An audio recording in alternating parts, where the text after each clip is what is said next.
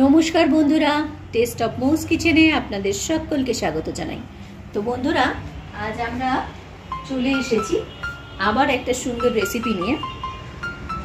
তো বন্ধুরা, আজ আমরা বানিয়ে নিতে চলেছি খুব সাধারণ একটা ঘরোয়া রান্না, যেটা আমরা আজ বানিয়ে নেব চিংড়ি মাছের একটা রেসিপি। আজ আমরা বানাতে চলেছি চিংড়ি মাছের কষা। তো তার জন্য আমরা নিয়ে নিয়েছি মিডিয়াম সাইজের বাগদা চিংড়ি, নিয়ে নিয়েছি পেঁয়াজ আর তার মধ্যে 4 থেকে 5 কোয়া রসুন দিয়ে বাটা, নিয়ে নিয়েছি টমেটো বাটা, নিয়ে নিয়েছি আদা বাটা আর সামান্য কিছু গুঁড়ো মশলা। তো চলুন বন্ধুরা, তাহলে ঝটপট রান্নাটা করে ফেলি। তো বন্ধুরা, আমরা প্রথমেই কড়াইটা বসিয়ে নিয়েছি। তো বন্ধুরা, আমরা ঝটপট তেলটা গরম হতে বসিয়ে দিয়েছি। আমরা দিয়ে দিয়েছি সাদা তেল। এটা সর্ষের তেলেও রান্না করা যায়, বাট আমি আজকে সাদা তেলেই করছি। তেলটা গরম হতে দিচ্ছি, ততক্ষণ আমরা ঝটপট চিংড়ি মাছটাকে ম্যারিনেট করে নেব। তো আমরা প্রথমে দিয়ে নেব নুন,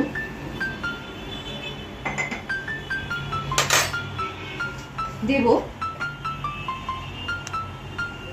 অল্প হলুদ, আর মাছগুলোকে হালকা হাতে আমরা ম্যারিনেট করে নেব। তো বন্ধুরা, আমাদের তেলটা বেশ গরম হয়ে এসছে। এই স্টেজে আমরা অল্প অল্প করে মাছ দিয়ে মাছগুলো ভেজে তুলে নেব। মনে রাখতে হবে যে মাছগুলো বেশি আমরা ভাজবো না, তাহলে রাবারের মতন চিবি হয়ে যেতে পারে। তো আমরা 30 সেকেন্ডের মতন মাছগুলোকে এপিট ওপিট করে ভেজে নেব। তো আমরা অল্প অল্প করে মাছগুলোকে দেব এবং ভেজে নেব।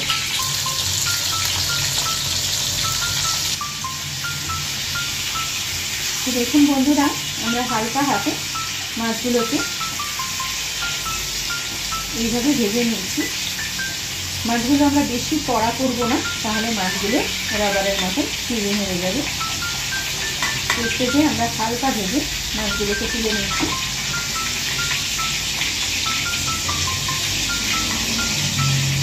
এইভাবে আমরা বাকি মাছগুলো ভেজে নিয়ে আবার ফিরে আসছি। বন্ধুরা, আমরা মাছগুলো দেখুন সুন্দরভাবে ভেজে নিয়েছি। বেশি কড়া করিনি, কিন্তু মাছগুলো ভালোভাবে ভেজে নিয়েছি। তো চলুন আমরা ঝটপট তাহলে রান্নাটা করে ফেলি। তো এই তেলের মধ্যে আমরা দিয়ে দেব প্রথমে। তো বন্ধুরা, মাছ ভাজা তেলটার মধ্যে প্রথমেই আমরা দিয়ে নেব খুব সামান্য 1 চিমটি সাদা জিরে, দিয়ে নেব গোটা গরম মশলা,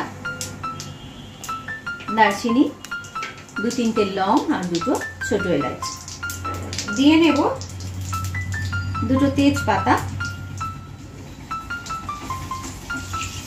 একটু মশলাটা ভাজা হয়ে গেলেই সঙ্গে সঙ্গে আমরা দিয়ে নেব পেঁয়াজের পেস্ট।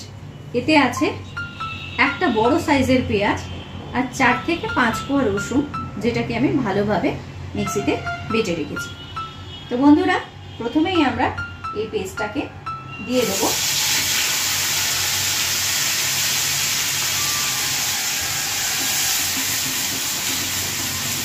ভালো করে মিক্স করে নেব।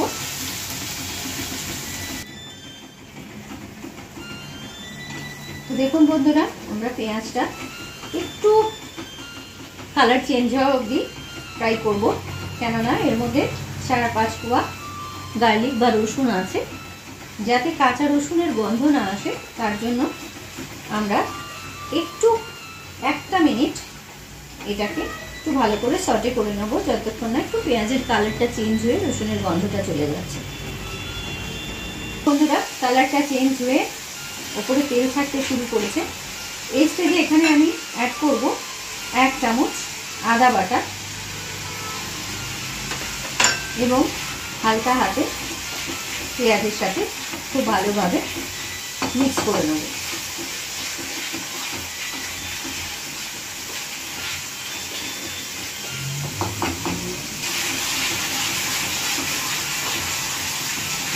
আদাটা একটু নেড়ে চেড়ে কাঁচা গন্ধ গেলেই সঙ্গে সঙ্গে এখানে আমি অ্যাড করে নেব টমেটো পেস্ট, যেটা আমি কাঁচা টমেটো মিক্সিতে বেটে নিয়েছি। টমেটো কিউবে আপনারা এটাকে ইউজ করবেন। এটা একটা বড় টমেটোকে আমি বেটে নিয়েছি, সেটাকে আমি অ্যাড করে দেবো।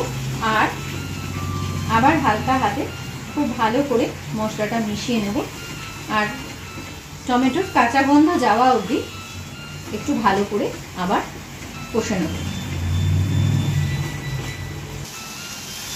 তো দেখুন বন্ধুরা, টমেটোটা খুব ভালোভাবে ভাজা হয়ে গেছে। এই স্টেজে এখানে আমি গ্যাসটা সিম করে দেবো আর অ্যাড করব কিছু গুঁড়ো মশলা। তো প্রথমেই আমি অ্যাড করব টিস্পুন হলুদ গুঁড়ো, অ্যাড করব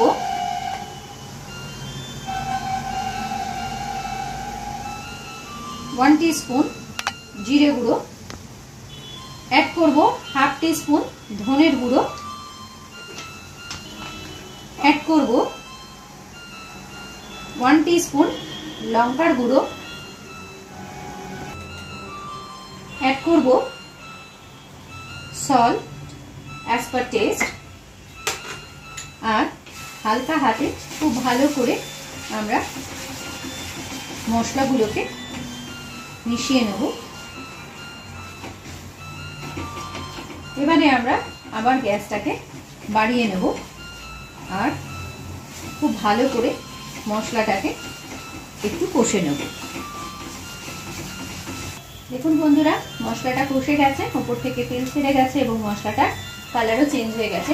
এই স্টেজে এখানে আমরা অ্যাড করে নেব চিংড়ি মাছগুলো আর খুব ভালোভাবে মশলার সাথে আমরা মিক্স করে নেব।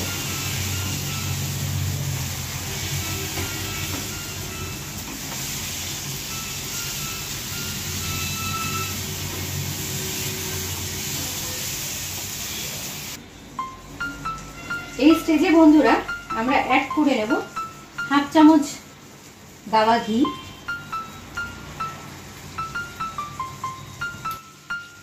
আর অ্যাড করব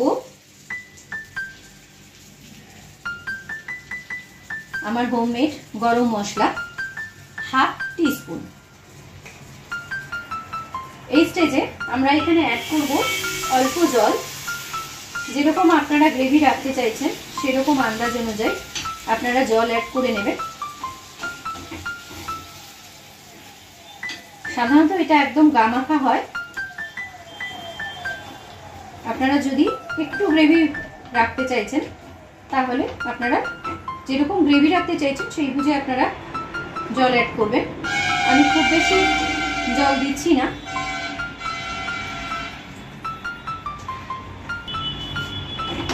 এই স্টেজে আমরা গ্যাসটা হাই করে দেব এবং ঢাকনা লাগিয়ে দেব। 2 থেকে 3 মিনিট টকবক করে ফুটে গেলে গরম গরম চিংড়ি মাছের কষা একদম রেডি। তাহলে বন্ধুরা, আমাদের গরম গরম বাগদা চিংড়ি কষা একদম রেডি। দেখুন ধোঁয়া উঠছে, একদম গরম গরম ভাতের সাথে জমিয়ে খেয়ে ফেলুন। আপনারাও ঝটপট বানিয়ে ফেলুন। তাহলে বন্ধুরা, আপনারাও কিন্তু বানাতে ভুলবেন না এই খুব সুন্দর সুস্বাদু রেসিপিটি। আর অবশ্যই আমাকে জানাবেন কিন্তু যে আপনাদের খেয়ে কেমন লাগলো। আমার আজকের রান্নাটি আপনাদের যদি ভালো লেগে থাকে তাহলে আমার চ্যানেলটিকে সবাই সাবস্ক্রাইব করবেন, লাইক ও শেয়ার করবেন। আর আমার রান্নাটি আপনাদের কেমন লাগলো প্লিজ কমেন্ট করে জানাবেন, যাতে আমি আপনাদেরকে ধন্যবাদ জানাতে পারি। তাহলে আজ আসি বন্ধুরা, আবার দেখা হবে পরের ভিডিওটিতে।